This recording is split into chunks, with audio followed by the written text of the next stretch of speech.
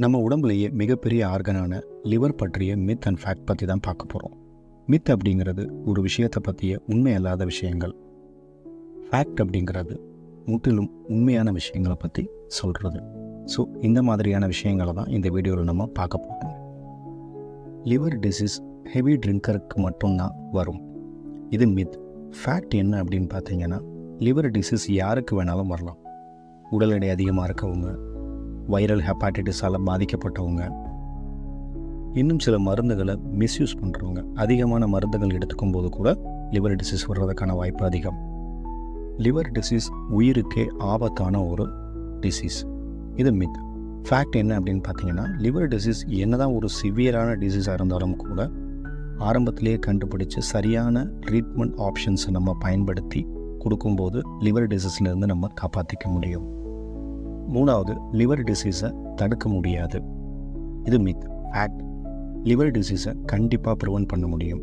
சரியான லைஃப் ஸ்டைலை சூஸ் பண்ணுறது, உடல் எடையை சரியான அளவில் வச்சுருக்கிறது, ஆல்கஹாலை முடிந்தவரை குறைவாக எடுத்துக்கிறது, வைரல் ஹெப்பாட்டிட்டிஸ் மாதிரியான டிசீஸ் வர்றதை கண்டுபிடிச்சி சரியான ட்ரீட்மெண்ட் ஆப்ஷன்ஸை மேற்கொள்கிறது. இந்த மாதிரி விஷயங்களால் கூட லிவர் டிசீஸை நீங்கள் ப்ரிவென்ட் பண்ண முடியும். லிவர் டிசீஸ் வயதானவர்களுக்கு மட்டுமே வரக்கூடிய டிசீஸ் அப்படிங்கிற மித் இருக்குது. ஃபேக்ட் என்னென்னா, லிவர் டிசீஸ் யாருக்கு வேணாலும் வரலாம். குழந்தைங்களுக்கு கூட லிவர் டிசீஸ் வர்றதுக்கான வாய்ப்பு அதிகம்.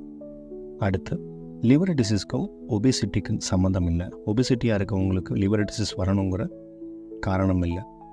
இதுவும் ஒரு மித்து தான். லிவர் டிசீஸ் வர்றதுக்கு ஒரு முக்கியமான காரணம் ஒபிசிட்டி. நான் ஆல்கஹாலிக் ஃபேட்டி லிவர் டிசீஸ் சொல்லக்கூடிய ஆல்கஹால் எடுத்துக்காதவங்களுக்கு கூட இந்த லிவர் டிசீஸ் வர்றதுக்கான காரணம் ஒபிசிட்டி தான். ஒபிசிட்டினால் நிறைய மெட்டபாலிக் டிசீஸ் வர்றது மட்டும் இல்லாமல் லிவரையும் அது பாதிக்கக்கூடும். லிவர் டிசீஸ் பற்றிய நிறைய ஃபேக்ட்ஸ் இருக்குது. அதை பற்றி நம்ம பார்க்கலாம். ஃபேக்ட் அப்படிங்கிறது லிவர் டிசீஸ் பற்றிய உண்மையான விஷயங்கள். லிவர் டிசீஸ் அப்படிங்கிறது ஒரு சைலண்ட் டிசீஸ் அப்படின்னு சொல்லுவாங்க. அதாவது அட்வான்ஸ்டு ஸ்டேஜில் மட்டும்தான் அதோடைய சிம்டம்ஸ் நமக்கு தெரிய வரும். அது வரைக்கும் லிவர் டிசீஸ் இருக்கவங்க நார்மலாக தான் இருப்பாங்க. சில சிம்டம்ஸ் மட்டும் நம்ம உடம்புல எப்பயாவது காட்டலாம்.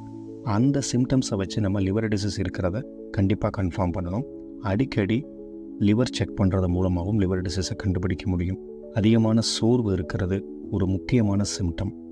அடி வயிற்றில் வலி ஏற்படுறது, இந்த மாதிரியான சிம்டம்ஸ் உங்களுக்கு இருக்குது அப்படின்னா உங்களுடைய டாக்டரை நீங்கள் கன்சல்ட் பண்ணணும். அடுத்த ஃபேக்ட், ஆல்கஹால்னால் மட்டும்தான் லிவர் டிசீஸ் வரும் அப்படிங்கிறது முற்றிலும் உண்மை இல்லை. ஆல்கஹால் தவிர நிறைய லைஃப் ஸ்டைல் சேஞ்சஸால் கூட நமக்கு லிவர் டிசீஸ் வர்றதுக்கு வாய்ப்பு இருக்குது. லிவர் டிசீஸை முற்றிலும் குணப்படுத்த முடியும். இது முற்றிலுமான உண்மை. லிவர் டிசீஸ் இருக்கிறத ஆரம்பத்திலேயே கண்டுபிடிச்சு என்ன காரணத்தினால லிவர் டிசீஸ் வந்தது, அதோடைய தீவிரம் எப்படி இருக்குது அப்படிங்கிறத பொறுத்து நிறைய ட்ரீட்மெண்ட் ஆப்ஷன்ஸ் இன்றைக்கி அவைலபிளாக இருக்குது. அதை வச்சு லிவர் டிசீஸை நம்ம முற்றிலும் குணப்படுத்த முடியும். ஆரோக்கியமான உணவுகள் எடுத்துக்கிறது லிவர் ஹெல்த்தை இம்ப்ரூவ் பண்ணும் அப்படிங்கிறது ஒரு ஃபேக்ட். உங்கள் உணவில் நிறைய பழங்கள், முழுமையான தானியங்கள், காய்கறிகள், லீன் ப்ரோட்டீன்ஸ் இதெல்லாம் எடுத்துக்கும் போது உங்கள் லிவர் ஃபங்க்ஷனை சப்போர்ட் பண்ணுறது மட்டும் இல்லாமல் முழுமையான ஆரோக்கியத்துக்கும் இது உதவி செய்கிறதா இருக்கும். அதே சமயம் saturated fat, processed food, sugar அதிகமாக சேர்க்கப்பட்ட உணவுகளை நீங்கள் தவிர்க்கிறது மூலமாகவும் உங்கள் லிவரை நீங்கள் பாதுகாத்துக்க முடியும்.